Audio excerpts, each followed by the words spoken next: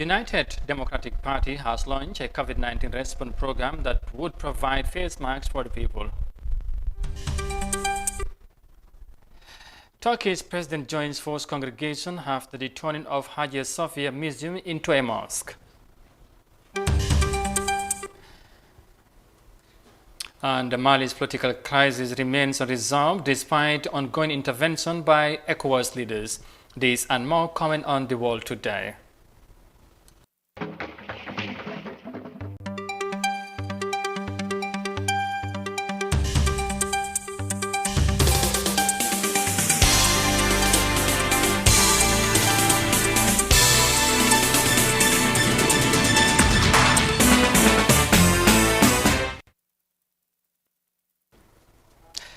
Many thanks for joining us, and you are watching the World Today News Bulletin on Africa TV. I am Amadou Kante, and now the news in detail. Now, the United Democratic Party on Friday launched a project intended to donate face masks to people across the country as its usage has been declared mandatory. Last week, the Gambian government urged the police to enforce the mandatory wearing of face masks as the number of COVID-19 cases takes a vertical move. Khadija Deseka has more in this report. The United Democratic Party on Friday announced the official launching of the National Masks for All initiative beginning the first week of August. The party would, through this project, roll out thousands of face masks for people across all regions in the country as part of its effort to contain the spread of the coronavirus. Secretary General and leader of the UDP, Ousseynou Dabo, said the party is concerned about the safety and welfare of all Gambians and non-Gambians during this time of need.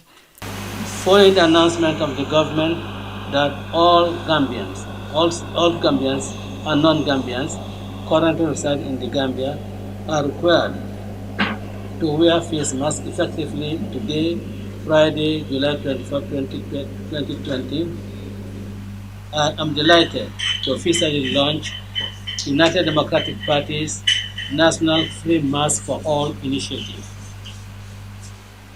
At our level as a political party, we recognize the need to stand by all Gambians and non-Gambians residing in our country, and more importantly, extend moral and financial assistance to all citizens and families during moments of need.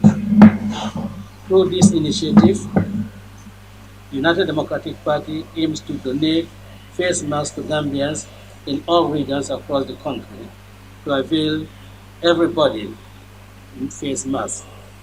The distribution of the face masks, which will be done through the party's national youth wing structures, will kickstart at the first week of August 2020, and we hope to start off with 10,000 face masks. The launch of the United Democratic Party Face Masks for All coming at a time when the government had just declared the use of face masks mandatory in the country.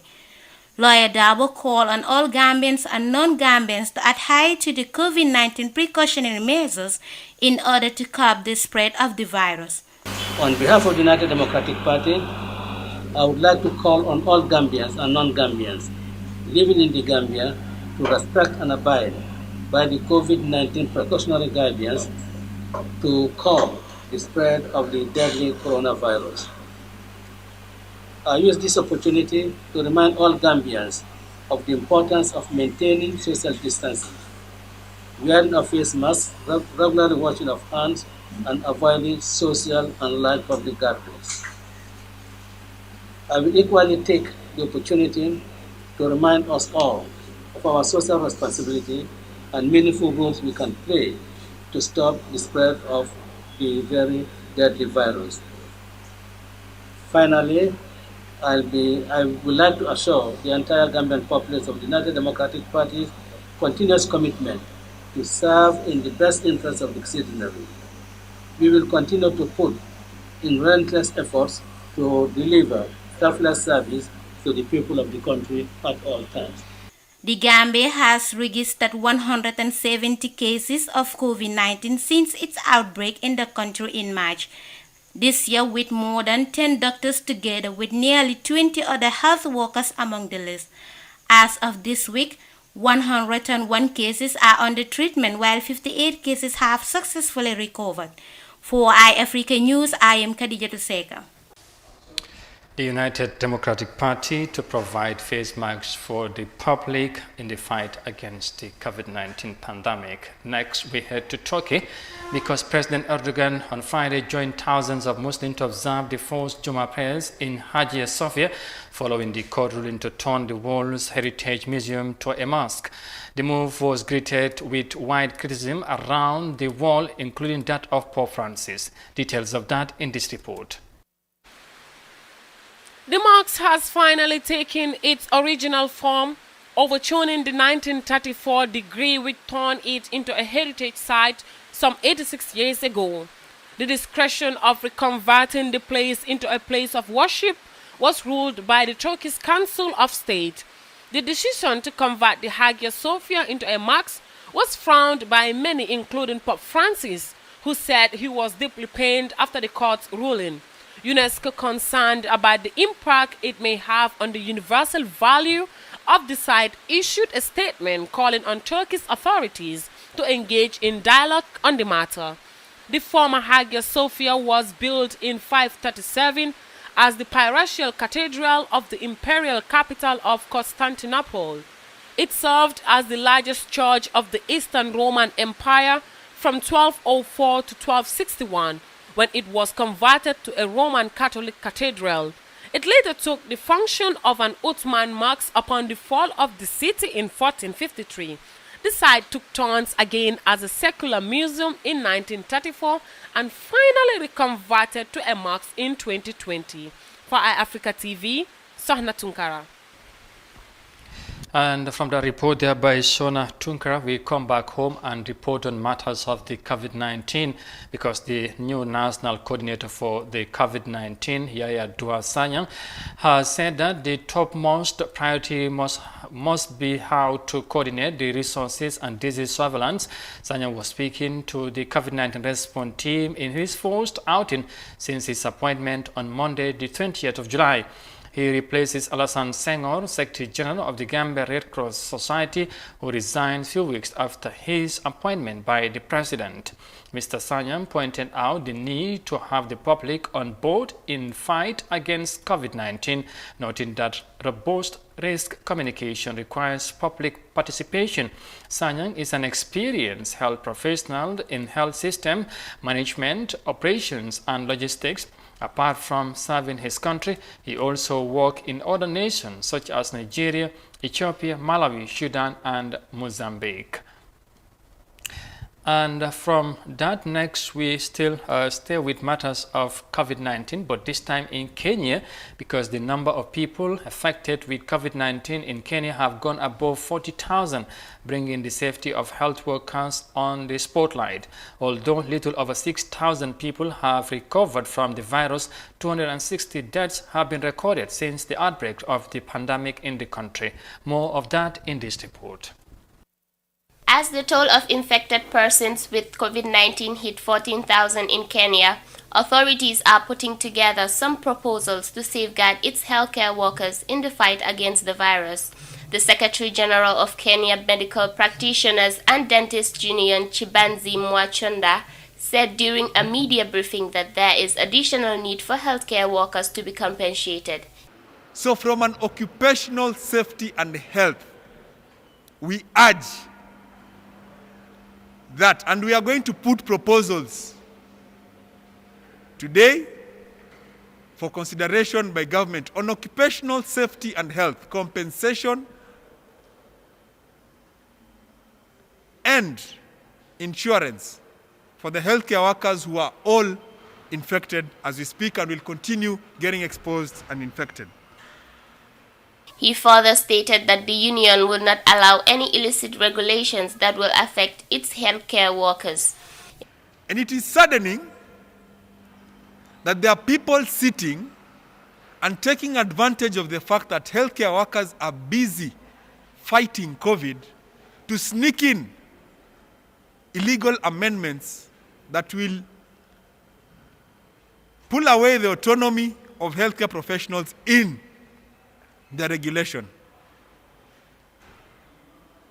Our position is that we will not accept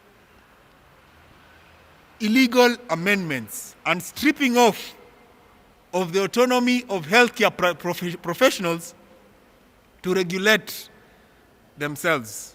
Africa has recorded over 700,000 cases, with about 16,000 deaths related to COVID-19. Since the outbreak of the virus, more than 400,000 patients have been successfully treated in the continent. Report there in Kenya, where the matters of the doctors' healthcare is becoming a concern to the medical union. And with that, we'll now take a break and come back shortly with the remaining of the story. Stay with us, we'll be right back.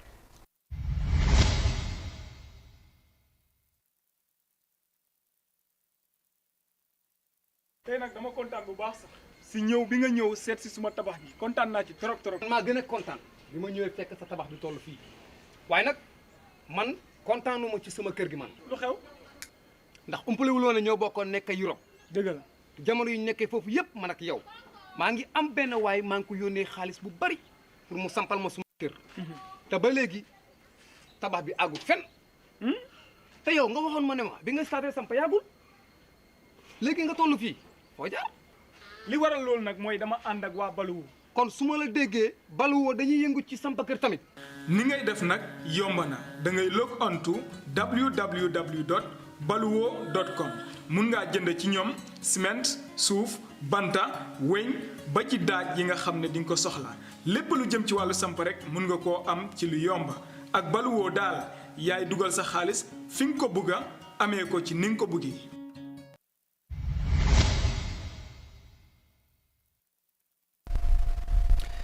Welcome back, and you are watching the World Today News Bulletin on Africa TV. And now to the rest of the stories. Now, the Economic Community of West Africa State is expected to convene an emergency summit on Monday to discuss the future of Mali as violent protests persist in the West African state. Malians have since June been demanding the resignation of President Ibrahim Boubacar Keïta, which sparked protests in the capital city, Bamako. Sona Tunkara has more details of that in this report. Presidents of 5 ECOWAS member states, Nigeria, Senegal, Cote d'Ivoire, Ghana and Niger, concluded a mediation effort to ease the political instability in the West African state on Thursday. After a long day of engagement, the President of the Republic of Niger, Mohamedou, who doubles as the current president of the bloc, expressed optimism about the easing of the socio-political climate in Mali. They also held a meeting with the main protest alliance, Presidential Majority Movement, better known as M5-RFP, and the National Council of Civil Society. On main contention of President Keïta to leave office, the ECOWAS president considered the issue as a red line which the bloc cannot cross. President Keïta's failure to stem the long-lasting jihadist and intercommunal violence in northern and central parts of Mali after 7 years in power fueled the demand for him to step down. The first intervention by the ECOWAS nations on June 20th to step up the mediation efforts in maintaining political tranquility in Mali was, however, unsuccessful. The protest later turned violent, leading to the death of at least 11 people, with more than 124 injured, resulting in a clash with the security forces. For iAfrica TV, Sohna Tunkara. And from the report there, we come back home and report on matters of the UDP again, because the case of the United Democratic Party against the Independent Electoral Commission before Justice Hadi Rocha of the High Court in Banjul has been adjourned to the 5th of August 2020.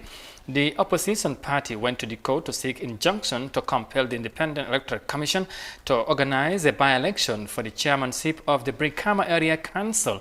The move came about after the party announced the expulsion of the current chairman of the council, Mr. Sirifo Sonko, and 2 ward councillors, Bilal Fall and Mahmoud Bojang from the UDP.